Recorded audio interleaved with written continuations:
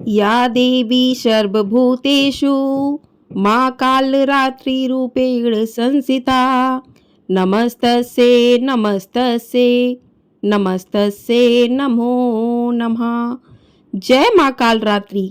आप सभी को नवरात्रि के 7वें दिन की हार्दिक शुभकामनाएं। आप सभी पर माँ कालरात्रि अपनी कृपा सदैव बनाए रखें। आज की वीडियो में आप सुनेंगे नवरात्रि के 7वें दिन माँ का 7वां स्वरूप माँ कालरात्रि की कथा और साथ ही आरती। शारदीय नवरात्रि का 7वां दिन है। इस दिन आदिशक्ति देवी दुर्गा के 7वें स्वरूप माँ कालरात्रि की पूजा की जाती है। देवी के इस रूप की पूजा करने से दुष्टों का विनाश होता है। माँ के स्वरूप को वीरता और साहस का प्रतीक माना जाता है। दुष्टों का नाश करने के लिए आदिशक्ति माँ ने यह रूप धारण किया था। भक्तों के लिए माँ कालरात्रि सदैव शुभ फल देने वाली माँ है। इस कारण माँ का नाम शुभंकारी भी है। ऐसी मान्यता है कि माँ कालरात्रि की कृपा से भक्त हमेशा भय मुक्त रहते हैं। उसे अग्नि भय, जल भय, शत्रु भय, रात्रि भय आदि कभी नहीं होता। तो इस प्रकार से जो भी भक्त माँ कालरात्रि की पूजा करते हैं उन भक्तों पर माँ कालरात्रि अपनी कृपा बरसाती हैं और वह भक्त हर भय से मुक्त हो जाते हैं और उनके जीवन में सुख समृद्धि का वास होता है। तो नवरात्रि के 7वें दिन जल्दी उठकर स्नान आदि कर लें। माँ का प्रिय रंग लाल है। लाल रंग के वस्त्र पहनकर माँ का पूजन करें। माँ को धूप दीप नैवेद्य अर्पित करें। माँ को भाव स्वरूप स्नान करवाएं। उसके बाद माँ को रोली अक्षत कुमकुम का तिलक करें और माँ को लाल रंग के पुष्प अर्पित करें क्योंकि माँ कालरात्रि को लाल रंग के पुष्प अधिक प्रिय है। उसके बाद माँ को गुड़ का भोग अर्पित करें। गुड़ से बनी खीर, गुड़ से बनी मिठाई, गुड़ से बना हलवा आप माँ को प्रसाद के रूप में अर्पित कर सकते हैं।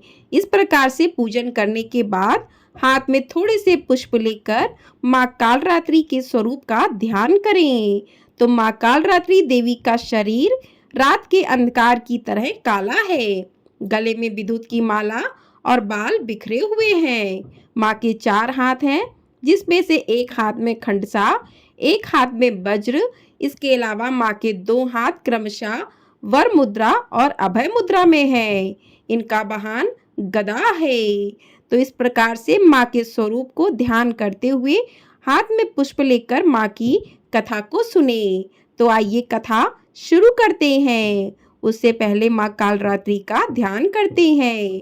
बोलिए माँ कालरात्रि की जय। तो पौराणिक कथा के अनुसार जब दैत्य शुंभ और निशुंभ और रक्त बीज ने तीनों लोकों में हाहाकार मचा रखा था, तब इससे चिंतित होकर सभी देवता शिव जी के पास गए और उनसे रक्षा की प्रार्थना करने लगे। भगवान शिव ने माता पार्वती से राक्षसों का वध कर अपने भक्तों की रक्षा करने को कहा। शिव जी की बात मानकर माता पार्वती ने दुर्गा का रूप धारण किया और शुंभ अथवा निशुंभ का वध कर दिया।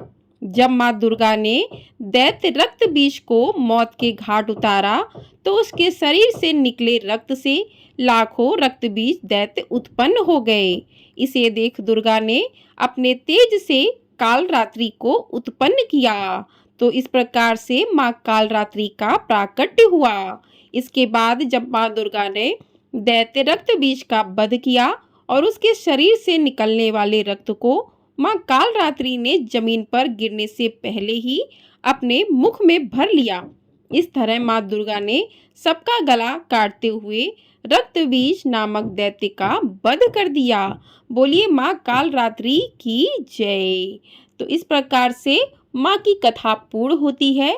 इस प्रकार से माँ का प्राकट्य हुआ था। शुंभ और निशुंभ तथा रक्त बीज नामक दैत्य को मारने के लिए माँ कालरात्रि का प्राकट्य हुआ था। उन्होंने राक्षसों का वध करके अपने भक्तों की रक्षा की थी। बोलिए माँ कालरात्रि की जय। तो इस प्रकार से माँ की कथा पूर्ण होती है। अब करते हैं माँ कालरात्रि की आरती।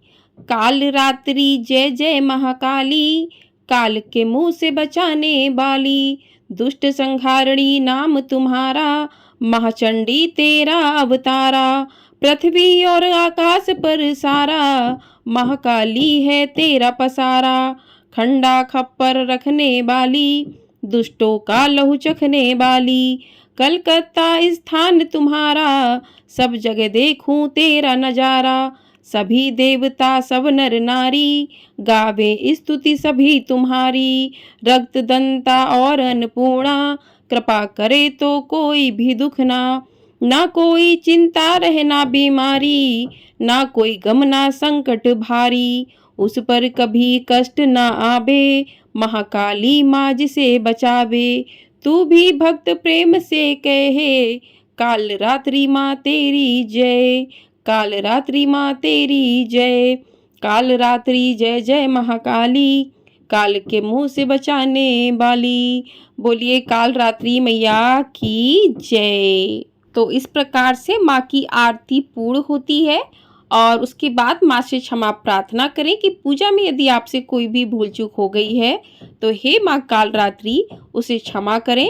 इस प्रकार से क्षमा करने के बाद आपकी पूजा पूर्ण होती है। इसी प्रकार से आप शाम की पूजा कर सकते हैं और इस दिन आप दुर्गा सप्तशती का पाठ कर सकते हैं। दुर्गा सप्तशती के पाठ के सभी अध्याय आपको हमारे चैनल पर मिल जाएंगे, तो आप लोग जाकर उन्हें भी सुन सकते हैं।